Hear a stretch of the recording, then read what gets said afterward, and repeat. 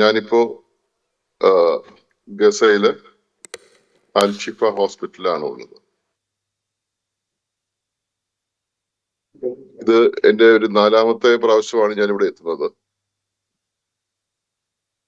ആദ്യമായി തന്നെ നിങ്ങൾ ഓരോ ഈ മെഡിക്കൽ സമ്മിറ്റിൽ പങ്കെടുക്കുന്ന ഓരോ ഡോക്ടർമാരോടും മെഡിക്കൽ വിദ്യാർത്ഥികളോടും അതുപോലെ തന്നെ ഇതിന്റെ സംഘാടകരോടും ഒക്കെ തന്നെ എന്റെ ഈ അവസരം തന്നതിന് അഗൈതവമായ നന്ദി ഞാൻ രേഖപ്പെടുത്തുകയാണ്. ഇപ്പോ 4ാമത്തെ പ്രാവശ്യമാണ് ഞാൻ ഇവിടെ എത്തുന്നതെന്ന് ഞാൻ പറഞ്ഞിരുന്നു. ആദ്യത്തെ പ്രാവശ്യം ഇവിടെ എത്തുമ്പോൾ റഫ എന്ന് പറയുന്ന ഇതിന്റെ ഗസ സ്ട്രിപ്പിന്റെ തെക്കേ അറ്റത്തോടുകൂടിയാണ് ഞാൻ വന്നത്. 2023 നവംബറിലാണ് ആ സമയത്ത് ഞാൻ ഇവിടെ എത്തുന്നത്. അത് കഴിഞ്ഞിട്ട് വന്ന ഓരോ പ്രാവശ്യവും എടുത്ത് പരിശോധിക്കുമ്പോൾ ഓരോ പ്രാവശ്യവും വരുമ്പോൾ ഇവിടുത്തെ പ്രശ്നങ്ങൾ വളരെ വളരെ വ്യത്യസ്തമാണ്. ആദ്യത്തെ പ്രാവശ്യം ഞാൻ എത്തുമ്പോൾ ഇവിടെ ഏറ്റവും വലിയ പ്രശ്നമായി അവശേഷിച്ചിരുന്നത് വെള്ളത്തിന്റെ പ്രശ്നമായിരുന്നു. അന്ന് വാട്ടർ ട്രീറ്റ്മെന്റ് പ്ലാന്റ് ബോംബ് ചെയ്തതിനു ശേഷം ഗസയിൽ അങ്ങോളം ഇങ്ങോളം ഒരു തുള്ളി വെള്ളം പോലും ലഭിക്കാനാകാതെ 21 ലക്ഷം ആൾക്കാരാണ് വെള്ളത്തിന് വേണ്ടി കടിപിടി കൂടിക്കൊണ്ടിരുന്നത്. റഫയില് അന്ന് ഏകദേശം 10 ലക്ഷം പേരാണുള്ളത്. ഇതിന് പുറമെ ഈ മലമൂത്ര വിസർജനമൊക്കെ നടത്താനും ഒക്കെ പറ്റുമുള്ള ലാട്രിന്റെ കുറവ്. ഒരു ലാട്രിനൊക്കെ അന്ന് 1500 മുതൽ 2000 പേര് വരെയാണ് ഉപയോഗിച്ചുകൊണ്ടിരുന്നത്. അതൊക്കെ ഒഴുകി പരന്ന് റോഡിലൂടെ ഒലിച്ചു പോവുകയും ഉണ്ടായിരുന്ന എല്ലാ വെള്ള സ്രോതസ്സുകളും മലിനമാക്കപ്പെടുകയും ഒക്കെ ചെയ്യുമായിരുന്നു. കുട്ടികളും സ്ത്രീകളും ഒക്കെ അതിരാവിലെ വെള്ളത്തിന് വേണ്ടിയിട്ട് കൂട്ടം കൂട്ടമായിട്ട് ഇറങ്ങി പോകുമായിരുന്നു.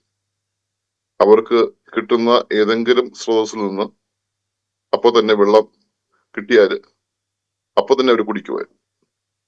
അങ്ങനെ 35% ആൾക്കാരാണ് റഫയില് വയറ്റിളക്ക രോഗങ്ങൾ മാത്രം പിടിച്ചു.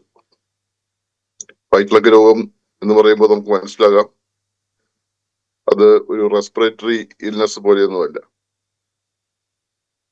ഒരു അത്യാവശ്യം വരുമ്പോ ഒരു ലാട്രിന്റെ മുന്നിൽ പോയിരുന്നിട്ട് പോകുമ്പോ അവിടെ 200 പേര് ക്യൂ നിൽക്കുന്ന കാണുമ്പോൾ നമ്മള് തകരുകയാണ്. മനുഷ്യന് വാസ്തവത്തിൽ മരിച്ചു പോകും. ഈ കാഴ്ച കാണുമ്പോൾ 200 പേര് ക്യൂ നിൽക്കുന്ന കാഴ്ച കാണുമ്പോൾ തന്നെ മരിച്ചു പോകും. അതൊന്നും ഇനി സാധിക്കില്ലെന്ന് മനസ്സിലാവും. സൂചി കുത്താൻ സ്ഥലമില്ലാത്ത ടെന്റുകൾ മാത്രം നിറഞ്ഞിരിക്കുന്ന ഒരു സ്ഥലത്ത് ഇതെങ്ങനെയാണ് സാധിക്കുക? ഓരോരുത്തരും അവരുടെ മാനവും അഭിമാനവും ഒക്കെ കാറ്റിൽ പറത്തിയിട്ട് എവിടെയാണോ അവർ നിൽക്കുന്നത് അവിടെ ഇരുന്ന് തുടങ്ങും. എനിക്ക് ഓർമ്മയുണ്ട്, 10,000 ടെന്റുള്ള ജബാലിയ എൻക്ലേവിനകത്ത് ഞാൻ പോകുമ്പോൾ ഓരോ ടെന്റിന് മുമ്പിലും കൂട്ടം കൂട്ടമായിട്ട് ആൾക്കാര് തലയിലൂടെ അവരണിഞ്ഞിരിക്കുന്ന വേഷം വലിച്ച് ഇട്ടിട്ട് മുഖം കാണാതെ ബാക്കിയെല്ലാം എക്സ്പോസ്ഡ് ആയിട്ട് ഇരുന്ന് ഈ വിസർജ്യം പുറത്തേക്ക് കളയുന്ന ഒരു കാഴ്ച. ടൈഫോയിഡും കോളറയൊക്കെ പിടിച്ചു കഴിഞ്ഞാൽ ഒരു പ്രാവശ്യമൊന്നുമല്ല, 1, 2, 3, 4 അങ്ങനെ എണ്ണി തുടങ്ങേണ്ടി വരും. അവസാനം സ്വന്തം വിസർജ്യങ്ങൾക്ക് പുറത്തേക്ക് അവരങ്ങ് മറിഞ്ഞു വീഴും. പിന്നെ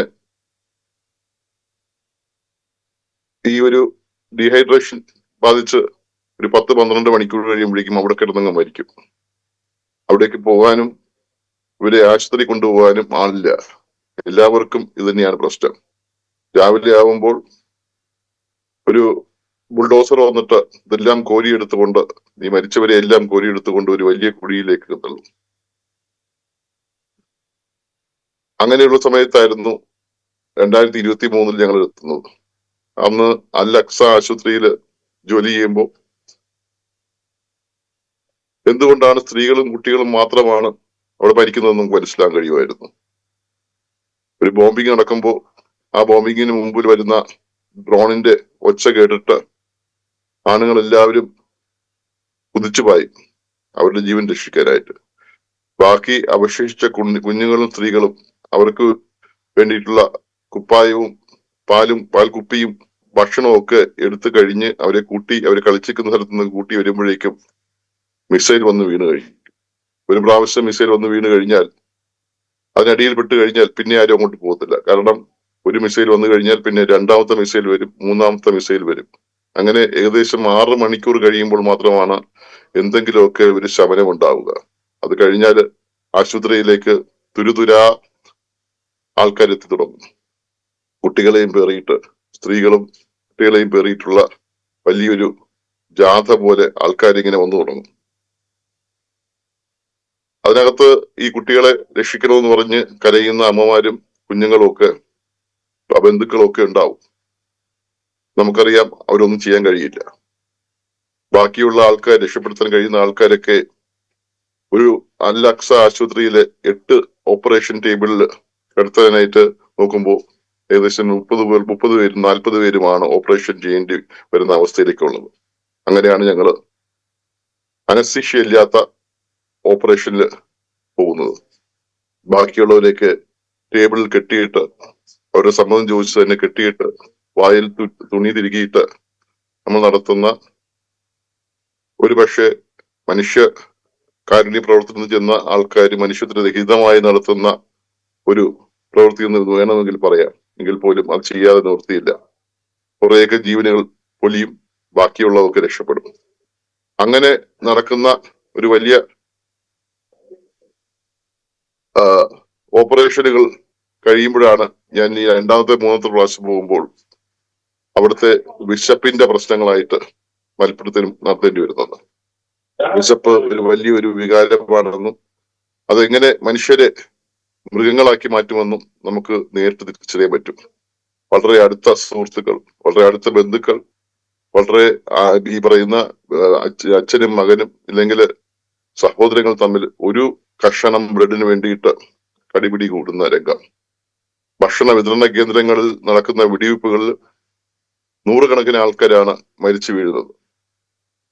ഭക്ഷണം കൊണ്ടുപോകുന്ന ട്രക്കിന്റെ പുറകെ ഓടിപ്പോയിട്ട് ട്രക്കിനകത്തേക്ക് വലിഞ്ഞു കയറി അവിടുത്തെ ആ വണ്ടി ഓടിക്കുന്ന ഡ്രൈവറെ കുത്തിപരത്തി വണ്ടി എവിടെയെങ്കിലും പോയി ഇടിച്ചു വീണ് ആ ഭക്ഷണം എടുത്തുകൊണ്ട് പോകുമ്പോൾ അതിനെതിരെ വെടിവെക്കുന്ന ഇസ്രയേലി പട്ടാളക്കാരുടെ വെടിയേറ്റ് വീണ് മരിക്കുന്ന വേറെ ആൾക്കാർ.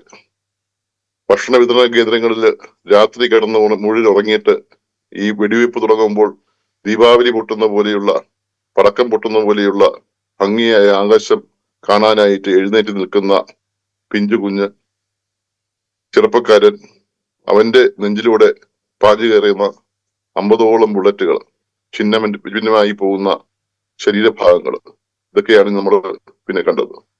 ഇപ്പോൾ ഇവിടെ ഞാനിപ്പോ ഈ ഗസയിലെ അൽഷിഫ ഹോസ്പിറ്റലിലാണ് ഉള്ളത്. ഈ ആശുപത്രി ബോംബ് ചെയ്തിരുന്നു. 24 ഒക്ടോബറിലാണ് അത് ബോംബ് ചെയ്തത്. അന്ന് 100ഓളം പേരാണ് ഡോക്ടർമാരും രോഗികളുമായിട്ട് ഇവിടെ മരിച്ചു വീണിട്ടുള്ളത്. ഞാൻ രണ്ടാമത്തെ പ്രാവശ്യം വന്നപ്പോൾ വർക്ക് ചെയ്തിട്ടുള്ള നാസർ ആശുപത്രിയിൽ ഇതുപോലെ ഞാൻ അവിടെ ജോലി ചെയ്യുമ്പോൾ തന്നെ ബോംബിങ് നടന്നിരുന്നു. എന്റെ കൂടെ ജോലി ചെയ്തിരുന്ന നിരവധി പേര് അപ്പൊ മരിക്കേണ്ടി വന്നു. ഒരു ഡോക്ടർ നൗഫലിന്റെ കാര്യം ഞാൻ പലപ്പോഴും പറയുമായിരുന്നു. അദ്ദേഹത്തിന്റെ അമ്മ ഫോൺ ചെയ്തപ്പോൾ പുറത്തേക്ക് പോകുന്ന ആ സമയത്താണ് രണ്ടാമത്തെ ബോംബിങ് നടന്നത്. അദ്ദേഹത്തിന്റെ പുറത്തുകൂടെ ആ കെട്ടിടങ്ങളെല്ലാം ഇടിഞ്ഞു വീണ് അദ്ദേഹം തൽക്ഷണം മരിക്കുകയായിരുന്നു. ഇന്നിപ്പോ ഇവിടെ ഈ പറയുന്ന കഴിഞ്ഞ ജൂൺ മുതൽ ഒക്ടോബർ വരെയുള്ള സമയത്തുള്ള പ്രശ്നങ്ങളല്ല ഇവിടെ ഉള്ളത്. ഇപ്പോഴുള്ളത് തീർച്ചയായിട്ടും വളരെ വ്യത്യസ്തമായ പ്രശ്നങ്ങളാണ്. ഇപ്പോ റോഡിൽ ഇറങ്ങിക്കഴിഞ്ഞാൽ ഒരു 30% പേരെങ്കിലും നമുക്ക് കാണാം കൈയും കാലുമില്ലാതെയോ ഇല്ലെങ്കിൽ വികലാംഗരായിട്ടൊക്കെ നടക്കുന്നത്. ഈ പറയുന്ന യുദ്ധത്തിനകത്ത് ബോംബ് പൊട്ടിയിട്ടും മിസൈൽ വീണിട്ടും എക്സ്പ്ലോസീവ്സ് ഏറ്റിട്ടും ഒക്കെ വികലാംഗരായിട്ടുള്ള ആൾക്കാരുണ്ട്. അതുപോലെ തന്നെ എക്സ്റ്റേണൽ ഫിക്സേറ്റർ ഇട്ടിട്ട് ബാക്കിയുള്ള പ്ലേറ്റിങ്ങിനും നെയിലിങ്ങിനും വേണ്ടിയിട്ട് നിൽക്കുന്ന ആൾക്കാരുണ്ട്. ബോൺ ഗ്യാപ്പ്, എല്ലുകൾ പൊട്ടി പുറത്തു പോയിട്ട് അത് തിരിച്ച് വേറെ സ്ഥലത്തുനിന്ന് കൊണ്ടുവച്ച് സർജറി ചെയ്യേണ്ടുന്ന ആൾക്കാരുണ്ട്. മാൽ യൂണിയൻ, നോൺ യൂണിയൻ ഇൻഫെക്ഷൻ എന്ന് വേണ്ട, ഈ പറയുന്ന ആശുപത്രി നിറച്ചും ഇങ്ങനെയുള്ള രോഗികളാണ്. ഇവർക്ക് വേണ്ടിയുള്ള റീകൺസ്ട്രക്റ്റീവ് സർജറീസ് ആണ് വാസ്തവത്തിൽ ഇപ്പോൾ നടന്നുകൊണ്ടിരിക്കുന്നത്. ഒരുപക്ഷെ അവിടെ ഞാനൊരു എക്സിബിഷൻ ഇടയ്ക്ക് സംഘടിപ്പിച്ചിരുന്നു. ആ എക്സിബിഷൻ അവിടെ പ്രദർശിപ്പിച്ചിരുന്നു തോന്നുന്നുണ്ട്. അത് കണ്ടു കഴിഞ്ഞാൽ ഒരു പക്ഷേ നിങ്ങൾക്ക് കുറച്ചൊരു വ്യക്തമായ ചിത്രം ഇതിനെക്കുറിച്ച് ലഭിക്കുമെന്ന് മനസ്സിലാക്കും. കഴിഞ്ഞ 22 വർഷമായിട്ടാണ് ഞാനിങ്ങനെ ഒരു മെഡിക്കൽ കോളേജിലെ പ്രൊഫസർ ആണെങ്കിൽ പോലും ഇടയ്ക്ക് ഈ പറയുന്ന ഈ ഒരു മനുഷ്യകാരുണ്യ പ്രവർത്തനത്തിന് വേണ്ടിയിട്ടൊക്കെ ഇറങ്ങിത്തിരിക്കുന്നത്. ഒരു വർഷത്തില് 4-5 മാസമൊക്കെ ഇതിനു വേണ്ടിയിട്ട് നീക്കി വെക്കാറുണ്ട്. ഈ ഒരു സമയത്ത് ഒരു ജനോസൈഡിനെ കുറിച്ച് പറയാതിരിക്കാനായിട്ട് നിവൃത്തിയില്ല. ഇതൊരു ജനോസൈഡ് ആണെന്ന് നമുക്ക് തീർച്ചയായിട്ടും നമ്മൾ മനസ്സിലാക്കേണ്ടതുണ്ട്. ഒരു വിഭാഗം ആൾക്കാര് മനഃപൂർവ്വം തിരഞ്ഞു പിടിച്ചുകൊണ്ട് അവരെ ഉന്മൂലനം ചെയ്യാനായിട്ട് നടത്തുന്ന ഒരു ഏർപ്പാട്. അവരെ ടാർഗറ്റ് ചെയ്യുന്നു, കുട്ടികളെ ടാർഗറ്റ് ചെയ്യുന്നു, അമ്മമാരെ ടാർഗറ്റ് ചെയ്യുന്നു, അവർക്ക് അവിടെ ഭക്ഷണം കൊടുക്കാതെ ഇരിക്കുന്നു, വെള്ളം കൊടുക്കാതെ ആക്കുന്നു, കമ്മ്യൂണിക്കേഷൻ ഇല്ല, ഗ്യാസ് ഇല്ല. അങ്ങനെ വളരെ എല്ലാ ലക്ഷണങ്ങളും ഒത്തിട്ടുള്ള ഒരു ജനോസൈഡാണ്. ഈ ജനോസൈഡിനെ കുറിച്ച് പറയുമ്പോൾ വളരെ വ്യത്യസ്തമായ ഒരു ജനോസൈഡ് ആണെന്ന് നമുക്ക് തിരിച്ചറിയേണ്ടത്. ആധുനിക യുഗത്തിൽ നമ്മൾ കാണുന്ന വളരെ വ്യത്യസ്തമായ ഒരു ജനോസൈഡാണ്. ഏറ്റവും പ്രധാനം, ആദ്യത്തെ ഇത് ഒരു രഹസ്യമായി നടത്തുന്നതല്ല. മുമ്പൊക്കെ നടന്നിട്ടുള്ള ഓസ്ട്രിച്ചിലും മറ്റുമൊക്കെ നമ്മൾ നോക്കുമ്പോൾ വളരെ രഹസ്യമായി നടത്തിക്കൊണ്ടിരുന്ന ഒരു ഏർപ്പാടായിരുന്നു ജനോസൈഡ്. അന്നത്തെ ഭരണാധികാരികൾക്ക് അതൊരു യുദ്ധക്കുറ്റമാണെന്നും ഒരു വാർ ക്രൈം ആണെന്നൊക്കെ തീർച്ചയായും അറിയാമായിരുന്നു. ഇപ്പോൾ അതൊക്കെ ആ വാർ ക്രൈം ഒക്കെ അതിന്റെ ഡെഫിനിഷൻ ഉണ്ടാക്കിയ ആൾക്കാർ തന്നെ കാറ്റിൽ പറത്തിക്കൊണ്ടാണ് കാഴ്ചയാണ് നമ്മൾ കാണുന്നത്. അതൊക്കെ ചോദിക്കാൻ ആരുമില്ല. നമ്മളൊക്കെയും, ഞാനും നിങ്ങളും ഭരണാധികാരികളും ബാക്കി എല്ലാ രാജ്യങ്ങളിലെ ആൾക്കാരും ഒക്കെ ലോകം മൊത്തമായി തന്നെ വീഡിയോ ഗെയിം കാണുന്ന ലാഘവത്തോടു കൂടി ചാനലുകൾ മാറ്റി മാറ്റി മനുഷ്യരെന്ന് പറയാൻ പറ്റില്ല, മനുഷ്യര് എന്ന് ധരിക്കുന്ന നമ്മൾ ഇവിടെ നിന്ന് അവരെ മനുഷ്യരാണെന്ന് ധരിക്കുന്നു. പക്ഷെ അവര് വളരെ വ്യത്യസ്തമായിട്ട് ഈ പടഞ്ഞു മരിക്കുമ്പോൾ അതൊക്കെ ഒരു കാഴ്ചക്കാരെന്ന പോലെ വീഡിയോ ഗെയിം കാണുന്ന ലാഘവത്തോടെ കണ്ടുകൊണ്ടിരിക്കുന്ന ജനങ്ങളായിട്ട് നമ്മളെല്ലാവരും മാറുകയാണ്. രണ്ടാമത് ഇതൊരു കോൺസെൻട്രേഷൻ ക്യാമ്പാണ്. ഈ ഗസ സ്ട്രിപ്പിൽ നിന്നും ഒരാൾക്ക് പോലും പുറത്തേക്ക് പോകാൻ കഴിയില്ല. റഫ ബോർഡർ അടച്ചു കഴിഞ്ഞു, അതുപോലെ ഗസ ബോർഡറും അടച്ചു കഴിഞ്ഞു. ഒരു വശത്ത് മെഡിറ്ററേനിയൻ സീ ആണ്.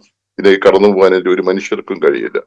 ഇത് ആത്യന്തികമായിട്ട് ഒരു കോൺസെൻട്രേഷൻ ക്യാമ്പിലേക്ക് അടച്ചു പൂട്ടപ്പെട്ട 21 ലക്ഷം ജനങ്ങളും അവർക്ക് ഭക്ഷണം ഇല്ലാതാക്കുക, അവർക്ക് വെള്ളം ഇല്ലാതാക്കുക, അവർ പുറത്ത് ബോംബിടുക, അവർക്ക് പുറത്ത് മിസൈൽ അയക്കുക, ഇങ്ങനെയുള്ള കിരാതമായ പരിപാടിയാണ് വാസ്തു നടന്നുകൊണ്ടിരിക്കുന്നത്. മൂന്നാമത്, ഇതിനെ ചോദിക്കാനായി ഒരു മനുഷ്യനും വരുന്നില്ല. ഒരു സൂപ്പർ പവറും ഒരു രാജ്യവും ഇതിനെ ചോദിക്കാനായിട്ട് മുന്നോട്ട് വരുന്നില്ല. മുമ്പൊക്കെ ഏത് ജനോസൈഡ് നടന്നാലും അതിനെ ചോദിക്കാനൊക്കെ ആൾക്കാർ മുന്നോട്ട് വരുമായിരുന്നു. റഷ്യയും അമേരിക്കയും ഇടപെട്ടാണ് ജർമ്മനിയിലെ ജനോസൈഡ് നിർത്തിവെച്ചത്. അതുപോലെ തന്നെ അർമേനിയയില് റഷ്യൻ സൈന്യം ഇടപെട്ടു, റുവാണ്ടയില് ഫ്രഞ്ച് സൈന്യം ഇടപെട്ടു. പക്ഷെ ഇവിടെ ഇടപെടാനായിട്ട് ഒരു മനുഷ്യരുമില്ല. എന്ന് മാത്രമല്ല, ഈ ഒരു ജനോസൈഡ് നടക്കുമ്പോൾ ചുറ്റുമുള്ള രാജ്യങ്ങളെല്ലാം തന്നെ, സൗദി അറേബ്യ ആയാലും UAE ആയാലും ഈജിപ്റ്റ് ആയാലും ജോർഡാൻ ആയാലും ഏത് രാജ്യമെന്നും ഞാൻ പറയുന്നില്ല, എല്ലാ രാജ്യങ്ങളും ഈ ജനോസൈഡ് നടത്തുവാൻ വേണ്ടിയിട്ടുള്ള ഒത്താശയാണ് വാസ്തവത്തിൽ ഇസ്രായേലിന് ചെയ്തു കൊടുത്തിരിക്കുന്നത്. അവർക്ക് വേണ്ടിയിട്ടുള്ള എണ്ണയും അവർക്ക് വേണ്ടിയിട്ടുള്ള ആയുധങ്ങളും അവർക്ക് വേണ്ടിയിട്ടുള്ള സ്പെയർ പാർട്ടുകളും എല്ലാം നൽകിക്കൊണ്ട് ഒരു വശത്ത് പാലസ്തീൻ ജനതയെ ബ്രദേഴ്സ് എന്ന് വിളിക്കുകയും മറുവശത്ത് അവരെ കൊന്നുകൂട്ടുവാൻ വേണ്ടിയിട്ടുള്ള ഇസ്രായേലിന്റെ ശ്രമങ്ങൾക്ക് എല്ലാ പിന്തുണയും നൽകുന്ന ഒരു പച്ചയായ കാഴ്ചയാണ് നമ്മൾ കണ്ടുകൊണ്ടിരിക്കുന്നത്. ഏറ്റവും അവസാനം ഇതൊരു നിലവിലുള്ള ഈ വാർ ക്രൈംസ് ആയാലും യുദ്ധത്തിന്റെ നിയമങ്ങളൊക്കെ തന്നെയും കാറ്റിൽ പറന്നിരിക്കുകയാണ്. ഇനിയൊരു വലിയൊരു രാജ്യം ഒരു ചെറിയ രാജ്യത്തെ ആക്രമിച്ചാലും അവിടുത്തെ ജനങ്ങളെ ഉന്മൂലനം ചെയ്താലും ഒരു ജനോസൈഡ് ആവർത്തിച്ചാലും ആർക്കും ഒന്നും ചോദ്യം ചെയ്യാൻ കഴിയാത്തൊരവസ്ഥയാണ് ഇപ്പോൾ നിലവിലുള്ളത്. ഒരു ചോദ്യം തീർച്ചയായിട്ടും അവശേഷിക്കും.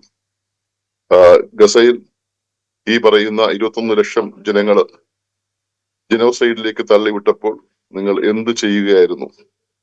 നിങ്ങൾ ആ ഏത് ഭാഗത്തായിരുന്നു നിങ്ങൾ നിന്നിരുന്നത്? നിങ്ങൾ ആർക്കാണ് ആയുധം കൊടുത്തത്? നിങ്ങൾ ആർക്കാണ് ഭക്ഷണം കൊടുത്തത്? നിങ്ങൾ ആർക്കാണ് എണ്ണ കൊടുത്തത് എന്നുള്ള ചോദ്യം തീർച്ചയായും ഉയരും. അതിന് ഉത്തരം ഈ ലോകത്തിനും ആകമാനം തന്നെയും ഇല്ല. ഒരു മെഡിക്കൽ ഫ്രട്ടേണിറ്റി സംബന്ധിച്ചിടത്തോളം, ഒരു മെഡിക്കൽ സമൂഹത്തെ സംബന്ധിച്ചിടത്തോളം നമുക്ക് നിൽക്കാൻ കഴിയുന്ന ഒരു സ്ഥലമേ ഉള്ളൂ. ദൈന്യത അനുഭവിക്കുന്ന ജനങ്ങളോടുകൂടി, ദൈന്യത രോഗം അനുഭവിക്കുന്ന ജനങ്ങളോടുകൂടി, വേദന അനുഭവിക്കുന്ന ആൾക്കാരോടുകൂടി മാത്രമേ ഒരു മെഡിക്കൽ ഫ്രട്ടേണിറ്റിക്ക് നിൽക്കാൻ കഴിയുള്ളൂ. അത് നമ്മുടെ പൊളിറ്റിക്സ് എന്ന് പറഞ്ഞാൽ അത് പൊളിറ്റിക്സ് തന്നെയാണ്, ഒരു രാഷ്ട്രീയമാണ്. ആ രാഷ്ട്രീയം മുറുകെ പിടിച്ചുകൊണ്ട് മാത്രമേ നമുക്ക് മുന്നോട്ട് പോകാൻ കഴിയുകയുള്ളൂ. അല്ലാതെ ഇതിനകത്തൊരു പക്ഷം പിടിക്കുക എന്നൊരു ഏർപ്പാടില്ല. നമുക്ക് ഈ പറയുന്ന ആൾക്കാരുടെ, ഈ പറയുന്ന ദൈനംദിന അനുഭവിക്കുന്ന പക്ഷത്ത് നിൽക്കുക എന്നുള്ളത് തന്നെയാണ് നമ്മുടെ പക്ഷം. അതിന് നമ്മൾ എത്ര കണ്ട് കേരളത്തിലെ മെഡിക്കൽ ഫ്രട്ടേണിറ്റി മുന്നോട്ട് വന്നിട്ടുണ്ട് എന്ന് എനിക്ക് സംശയമാണ്. വളരെ പേടിയോടുകൂടിയും ചഞ്ചലതയോടുകൂടിയും ഇതിനെക്കുറിച്ച് ഒരു അക്ഷരമിണ്ടാതെയും വളരെ നിഷ്പക്ഷപതികളായി ഇരിക്കുന്ന ആൾക്കാരായിട്ട് പലപ്പോഴും മെഡിക്കൽ ഫ്രട്ടേണിറ്റി മാറിയിട്ടുണ്ട് എന്ന് ഞാൻ കരുതുന്നു. ഒരു പക്ഷേ ഒരു സന്ദേശം എന്ന രീതിയിൽ നൽകാനായിട്ട് എനിക്ക് പറ്റുന്നത്, ഇങ്ങനെയുള്ള സ്ഥലങ്ങളിൽ കേരളം എടുത്ത് പരിശോധിച്ചു കഴിഞ്ഞാൽ ഒത്തിരി ഡോക്ടർമാരുണ്ട്, ഒത്തിരി നഴ്സുമാരുണ്ട്. ലോകത്തിന്റെ ഏത് കോണിൽ പോയാലും അവരങ്ങനെ തന്നെയുണ്ട്.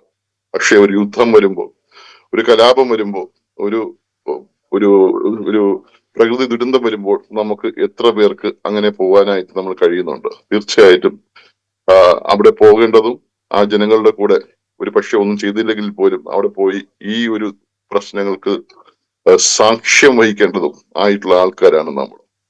അതുകൊണ്ട് ഒരുപക്ഷെ ഈ പറയുന്ന മെഡിക്കൽ ഫ്രട്ടേണിറ്റിയുടെ ഈ ഒരു ശ്രമത്തിനകത്ത് എന്റെ ഒരു പ്രഭാഷണം അല്ലെങ്കിൽ എന്റെ ഈ ഒരു കീ നോട്ട് അഡ്രസ് കേട്ടുകൊണ്ട് ഒരാളെങ്കിലും ഒരാള് തീർച്ചയായിട്ടും ഈ ഒരു ഇനി വരുന്ന ഒരു കാലഘട്ടത്തിൽ മനുഷ്യ കാരുണ്യ പ്രവർത്തനത്തിന് വേണ്ടിയിട്ട് മുന്നോട്ടിറങ്ങിയാൽ അതായിരിക്കും ഞാൻ നൽകുന്ന ഈ ഫ്രട്ടേണിറ്റിയുടെ ഈ ഒരു കീ നോട്ടുകൊണ്ട് ഞാൻ നൽകുന്ന ഏറ്റവും വലിയ സന്ദേശമെന്ന് ഞാൻ കരുതുന്നു.